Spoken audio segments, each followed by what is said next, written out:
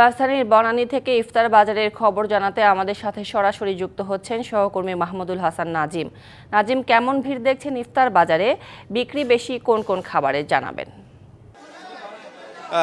সুরভি, আপনাকে প্রথমে ধন্যবাদ দিতে চাচ্ছি। আসলে বনানী যে আমি আজকে যে রেস্টুরেন্টে প্রবেশ করেছি, আজকে ডিবিসি নিউজের দর্শকদেরকে দেখাবো, সেটি এর ভিতরে আসলে উপচে পড়া ভিড় লক্ষ্য করা যাচ্ছে।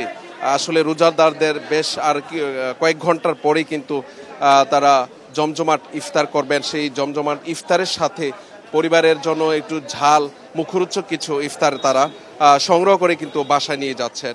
তো যদি আমি একজন দর্শকের সঙ্গে কথা বলার চেষ্টা করি, আসলে এবছর তিনি ইফতারে কোন ধরনের খাবার, আমি যদি একটু আপনার কাছে জানার চেষ্টা করবো, আপনি কোন ধরনের ইফতার সংগ্রহ করেছেন?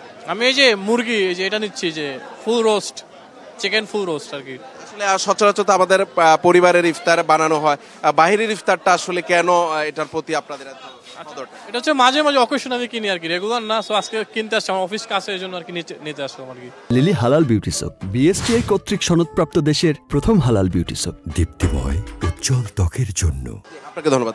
সুরভি, আসলে যেমনটি শুনছিলেন যে আসলে ঘরে যে প্রতিনিয়ত কিন্তু যে ইফতার বানানো হচ্ছে, তার পাশে একটু যদি ঝাল মুখরোচক ইফতার পরিবেশন করা হয়, সেটি হয়তো বাড়তি একটি নতুনত্ব তাদের মধ্যে নিয়ে আসবে, এগুলো জানিয়েছিলেন আর কি।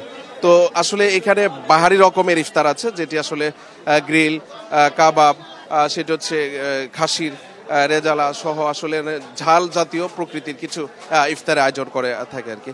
তো আসলে বনানী যে স্টার কাবাবের সামনে থেকে আমার কাছে এই ছিল এখানকার অবস্থা। সরবি নাজিম, ধন্যবাদ আপনাকে যুক্ত হবার জন্য।